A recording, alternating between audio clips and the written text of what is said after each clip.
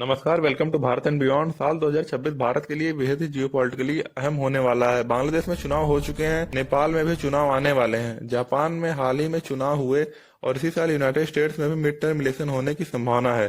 दुनिया भर में पॉलिटिकल शिफ्ट हो रहे हैं और इनका इनडायरेक्ट इम्पैक्ट भारत पर पड़ सकता है। अब अगर हम बांग्लादेश की बात करें तो यह सिर्फ एक पड़ोसी देश नहीं बल्कि हम इनसे 4000 किलोमीटर की लैंड बॉर्डर भी शेयर करते हैं। ऐतिहासिक रूप से भारत और बांग्लादेश के रिश्ते मजबूत रहे हैं, खासकर शेख हसीना के दौर में। लेकिन जब से इंतरिम गवर्नमेंट मोहम्मद यूनिस के हाथ में आई है, रिश्तों में ठंडापन देखने को मिला है और हिंदू माइनॉरिटीज और अदर माइनॉरिटीज के ऊपर अत्याचार भी बढ़ गए हैं। अब ताजा चुनाव में बांग्लादेश नेशनलिस्ट पार्टी बीएनपी ने कन्विंसिंग मेजोरिटी हासिल की है और बहुत जल्द तारिक रहमान बांग्लादेश के नए पीएम बन सकते हैं। बीएनपी ने पीएम मोदी के बधाई संदेश के लिए धन्यवाद भी दिया है, जो डिप्लोमेटिक सिग्नलिंग लिहाज से सकारात्मक कदम माना जा रहा है। कई भारतीयों को डर था इस बार जमाते इस्लाम बांग्लादेश जैसे इस्लामिस्ट ताकतें न जीत जाएं, लेकिन वो 60 से 70 सीटों पर सिमट गई और बीएनपी 200 से ज्यादा सीटें जीतकर आगे रही और आराम से सरकार बना सकती है। फिर भी भारत के लिए चिंता पूरी तरीके से खत्म नहीं हुए। जमाते इस्लामी और उससे जुड़े समूहों के कई नेता अतीत में एंटी इंडिया और प्रो पाकिस्तान बयान दे चुके हैं। दिलचस्प बात यह है, बांग्लादेश के ये इलाके जो भारतीय सीमा खासकर पश्चिम बंगाल से सटे हुए हैं, वहां जमात समर्थित उम्मीदवारों की अच्छी सफलता मिली है, जैसा कि आप इस मैप में देख सकते हैं। यानी बॉर्डर एडजस्टमेंट डिस्ट्रिक्ट में उनका नैरेटिव कुछ हद तक रेजोनेट हुआ है, जबकि बांग्लादेश के हार्टलैंड, मध्य और पूर्व हिस्सों में बीएनपी की बड़ी जीत हासिल हुई है। यह चुनाव इसलिए भी महत्वपूर्ण था क्योंकि 2024 के मास अपराइजिंग के बाद जब शेख हसीना सत्ता से बाहर हो गई, अंतरिम गवर्नमेंट मोहम्मद यूनुस के हाथों में गया, उसके बाद से पहला इलेक्शन था। संसद को जतिया संसद कहा जाता है। उसमें कुल 350 सीट्स हैं, जिसमें 300 पर डायरेक्ट इलेक्शन होता है और 50 सीट्स वुमेन्स के लिए रिजर्व्ड हैं। इस बार 299 सीट्स पर मतदान हुआ क्योंकि एक सीट पर उम्मीदवार की अनफॉर्चुनेट डेथ हो गई थी। लगभग 127 मिलियन एलिजिबल वोटर्स ने हिस्सा लिया इस बार के इलेक्शन में और खास बात यह है कि वोटिंग खत्म होने से के बाद उसी शाम काउंटिंग शुरू हो जाती है, अनलाइक इंडिया जहां काउंटिंग अगले दिन शुरू होती है। शुरुआती आंकड़ों में बीएनपी करीब 212 सीटों पर आगे बताई जा रही है। सरकार बनाने के लिए ये 151 सीट से काफी ज्यादा है, यानी ये क्लियर और कंफर्टेबल मेजोरिटी है। अब एक ऐतिहासिक संदर्भ समझना जरूरी है। बांग्लादेश की राजनीति लंबे समय तक दो ध्रुवों के बीच में घूमती रही, अवामी लीग और बीएनपी। शेख हसीना के नेतृत्व में अवामी लीग करीब 18 साल तक सत्ता में रही और कई चुनावों में बीएनपी ने बाइकआउट भी किया, जिससे कॉम्पिटेटिव पॉलिटिक्स कमजोर पड़ गई।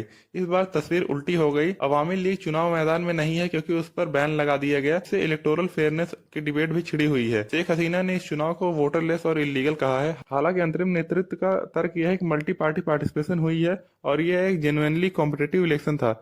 लगभग 1900 उम्मीदवार मैदान में थे और वोटर टर्नआउट 50% से ऊपर बताया जा रहा है, जो रीजनल स्टैंडर्ड के हिसाब से सिग्निफिकेंट है। पर कुछ रिपोर्ट्स के मुताबिक इसमें काफी धांधली के आरोप भी लगाए जा रहे हैं, जैसा कि आप इस वीडियो में देख सकते हैं। खैर, अब बात करते हैं बीएनपी के नेतृत्व की। पार्टी की कमान पहले तारिक रहमान के हाथ में है, जो पूर्व प्रधानमंत्री खालिदा जिया के बेटे हैं। इनके पिता जियाउर रहमान ने बीएनपी की स्थापना की थी। तारिक रहमान लंबे समय तक लंदन में निवास कर रहे थे।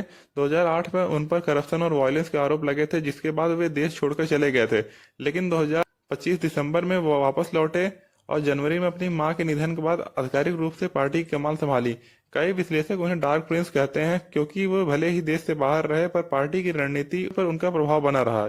अब जब बीएनपी भारी बहुमत के साथ आगे है तो लगभग तय है कि वही प्रधानमंत्री पद संभालेंगे। इसका बांग्लादेश पर क्या असर होगा? सबसे पहले डेमोक्रेटिक क्रेडिबिलिटी। काफी समय के बाद एक ऐसा चुनाव हुआ जिसमें अपोजिशन ने एक्टिवली भाग लिया और सत्ता परिवर्तन का स्पष्ट संकेत मिला है। इससे इंटरनेशनल कॉन्फिडेंस और इन्वेस्टर सेंटिमेंट इंप्रूव हो सकता है, खासकर जब देश में inflation, youth unemployment, currency pressure जैसी चुनौतियों से जूझ रहा है। स्टेबल मेजोरिटी सरकार पॉलिसीज, कंटिन्यूटी और इकोनॉमिक प्लानिंग को मजबूत कर सकती है। अब भारत के पर्सपेक्टिव से देखें तो इम्प्लीकेशंस काफी लेयर्ड हैं, क्योंकि 4000 किलोमीटर की लैंड बॉर्डर भी हम शेयर करते हैं। गंगा, ब्रह्मपुत्र और तीस्ता जैसी नदियों के मुद्दे अभी भी सेंसिटिव हैं और डिस्प्यूटेड हैं। शेख हसीना के दौर में 2015 की land border agreement, counter insurgency corporation और नॉर्थ ईस्ट के लिए ट्रांजिट एक्सेस जैसे अहम कदम उठाए गए थे। सिक्योरिटी कोऑर्डिनेशन मजबूत थी और कई एंटी इंडिया इंसर्जेंट ग्रुप पर कार्रवाई भी हो रही थी। लेकिन बीएनपी ऐतिहासिक रूप से ज्यादा नेशनलिस्ट रेट्रोहिस्टिक अपनाती है और कभी कभी भारत पर इंटरफेरेंस के आरोप भी लगाती रही है।